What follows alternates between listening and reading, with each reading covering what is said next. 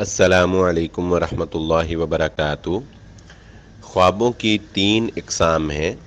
ایک، اچھے خواب جو اللہ کی طرف سے ہوتے ہیں، جن کے بارے میں رسول اللہ صلی اللہ علیہ وآلہ وسلم نے ارشاد فرمایا کہ نبوت ختم ہو گئی لیکن اس کا 46واں حصہ باقی ہے، اور وہ سچے خواب ہیں۔ دوسرا، شیطانی خواب جو شیطان کی طرف سے ہوتے ہیں۔ اور تیسرا، خیالی خواب جو انسان سوچتا ہے، جو اس کے دماغ میں خیالات ہوتے ہیں، وہ خواب کی شکل میں رات کو نظر آتے ہیں۔ سچا خواب یعنی اچھا خواب جو ہے، اگر انسان وہ دیکھے تو اس خواب کو کسی نیک انسان سے اور کسی صاحب علم شخصیت سے جو خوابوں کی تعبیر اچھی کرنا جانتے ہوں، ان سے بیان کیا جا سکتا ہے۔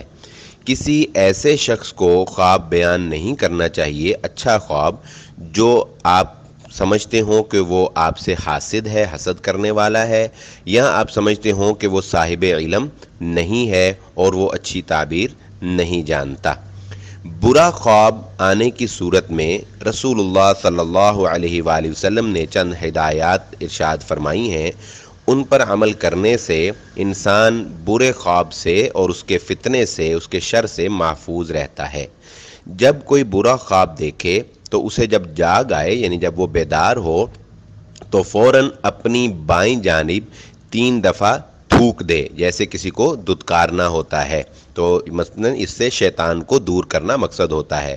اور پھر اللہ رب العزت کی پناہ میں آئے شیطان مردود سے، یعنی اعوذ باللہ من الشیطان الرجیم، یہ پڑھے اور 2 رکعت نماز ادا کرے، تو اللہ رب العزت انسان کو اس فتنے سے، اس شیطانی خواب کے شر سے محفوظ فرماتے ہیں۔ اس میں ایک چیز کا اضافہ دوسری احادیث کے حوالے سے یہ بھی کر لیا جائے کہ صدقہ کیا جائے، کیونکہ صدقہ جو ہے وہ مصیبتوں کو ٹال دیتا ہے۔ اور یہ خواب بھی، شیطانی خواب بھی، کسی سے بھی بیان نہ کیا جائے، اور جو خیالی خواب ہوتے ہیں ان کا تو کچھ بھی نہیں ہے۔ اللہ رب العزت ہم سب کو محفوظ فرمائے۔ اللہ عالم۔